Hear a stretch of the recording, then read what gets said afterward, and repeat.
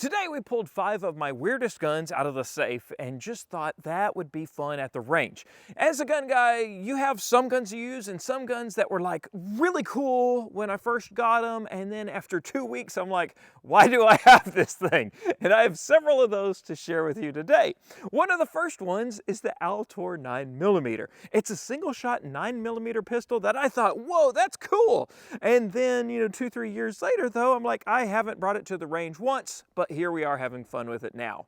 Now to use this thing, you actually pull the squeeze trigger a little in the first place. You rotate the barrel and now you can remove it. This is the scary part. The 9mm cartridge goes right here on that dirty breech. You can see the firing pin right there.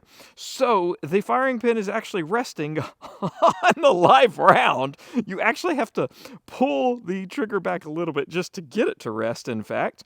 And now we can put it, the barrel on it, and now we're loaded and ready to go. Now you can kind of deactivate it by putting it into a safe mode there where the firing pin is not on the primer just because of that notch. And then you have another safety button right here that I never use because, wow, you can tell it's stiff. You pull this trigger device back and actually literally just let it fly. That's it. You let it fly. You have no other control over it but just the random release of that trigger. So is it accurate? Not at all. It actually has micro rifling in the barrel, and I don't even think the bullets are always stable. We're at about 5 yards. Let's see what we can do on the infinity target. Hey, it's just a little low, not too shabby. Woo! Okay, the recoil is not fun.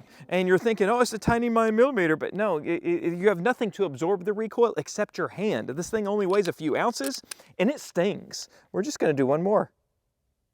Hey, that's not too bad. Those went a lot closer together. And then remember, there's no trigger press, just a flying spring of release. Not really cool, but it gets the job done for 99 bucks. Now this was my very first gun, but it's still a weird one because this is not a rifle I would have bought for my kids for their first gun, but I wanted a snake charmer. That was the backstory.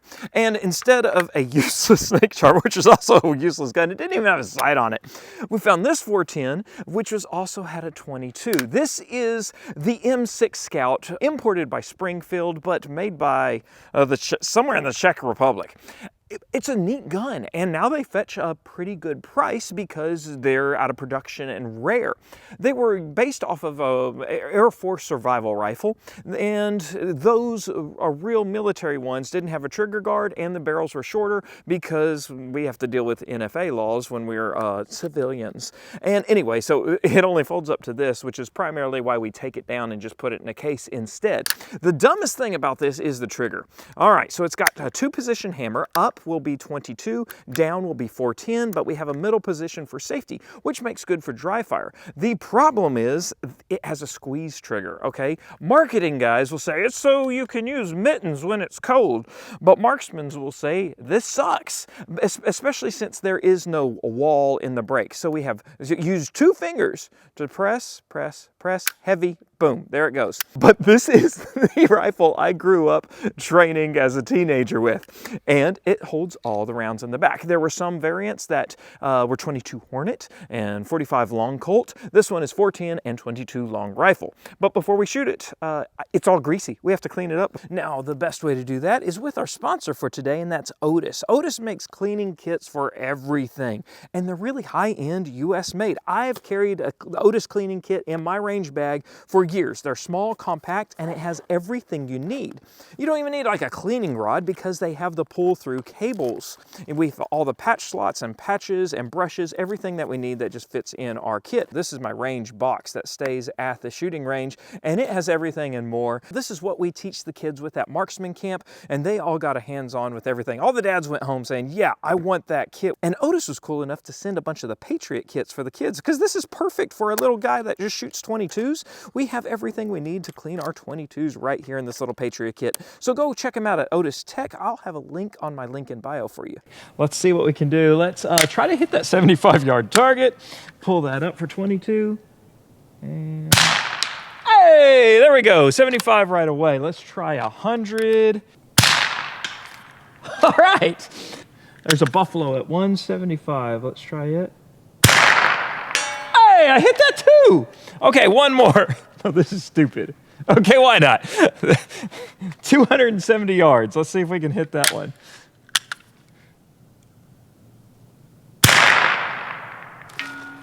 First shot. I guess all of that practice as a 16-year-old with this thing did not wear off. Okay, I'm impressed because that was cold and raw. But it also has a 410 barrel. This is the Caldwell Clay Copter. The problem is I'm only one man and now I have two jobs. Oh! I hope you can see that. I just had to do it one-handed. My strategy always with squirrel hunting was we have 22 here, so we can shoot the 22 at the squirrel. Pew! If we miss, we got the bottom barrel loaded. We flip this down to our 410 sight. We pull it back for our 410 barrel, and then we shoot our 410 round. Now, the next weird gun is this little box thing that looks just like a wallet. This is the Trailblazer LifeCard 22 WMR, so 22 Magnum. It's not an AOW, it's a real pistol, just, you know, technically, because you can't shoot it in the folded configuration. You can hear the extra rounds rolling around in there, though, because you can put 3 rounds in the carrier, and it should be plenty safe to keep one in the chamber, too, because it cannot fire when it's folded. Unfold it, pull back this plunger, and it does not even have sights. My thumb's in the way. You have a V groove that goes straight down it, so it's not that accurate. Okay, that's only like 4 yards away, but let's see what it does. We're gonna aim at that bottom center line of that infinity targets. Okay, we hit really high, but we're pretty well centered for where I was aiming, but that's like 4 inches higher than that V. You'll also notice that I'm really slow because it's hard to just see where that V is kind of aiming. Okay, and we hit 2 in the same shot, same hole. Now the second variety is like the Altor's variety. It is 22 long rifle and it's threaded. So yes, now we can put a suppressor on it. And we can use our quick attach system just like this. And then I also grabbed some cheap Amazon 1-inch mount.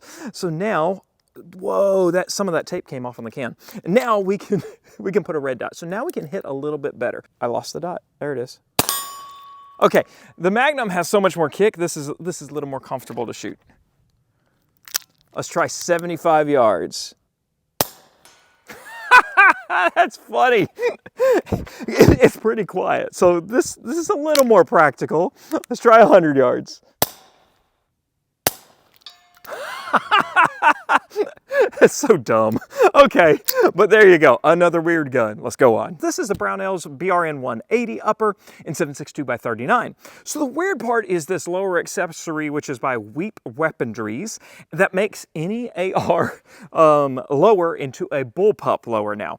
And the trigger's not that bad. Now the installation is rough because there's 10 screws. You've got a lot of little parts to line up, but once it's together, it's like, yeah, this is cool. It's like if I was like trapped in a car and a bunch of zombies were just coming in, I'd have a lot of mobility and firepower. So you could put a 458 upper on it or a 22 upper. Now, not all are going to be compatible. We got a full video on it somewhere else, but it scares the mess out of me to shoot it without a suppressor on it because of the fireball. It scares me, so we're going out here. Ready? Oh! It is fun. It is fun, though. Let's start at 75 yards.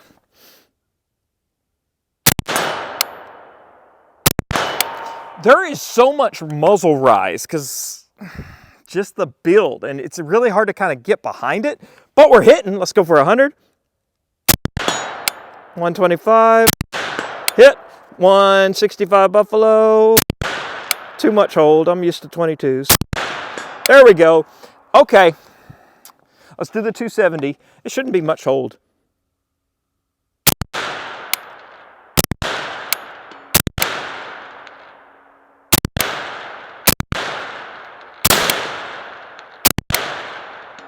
There we go. We got it a few times and we're doing it kind of fast. But if you can tell, it really kind of has a little push to it. Not ideal, but it's weird, okay? Now the final weird gun I pulled out is another Bullpup chassis. This is the Desert Tech Trek 22. Now it's a clamshell chassis that renders itself not as accurate because you actually can scoot around, if you can tell. The pick rail is just molded on one side and not solid. But it's a neat compact package where your entire firearm's hidden, and so we put a Gemtech Mist integrally suppressed 1022 upper in it. And so you can kind of just throw this around in the back of the truck and it doesn't matter. It holds 2 spare magazines, the trigger is meh, and your safety is way back here, but we're still gonna shoot. Here's just how quiet it is. Oh, we need to shoot far though. Here, we're gonna just shoot way far.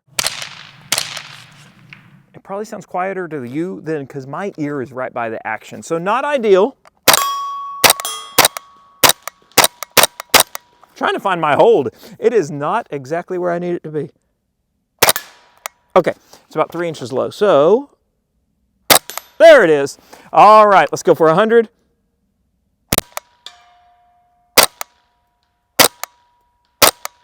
There we go. And let's try that buffalo way out there at 170.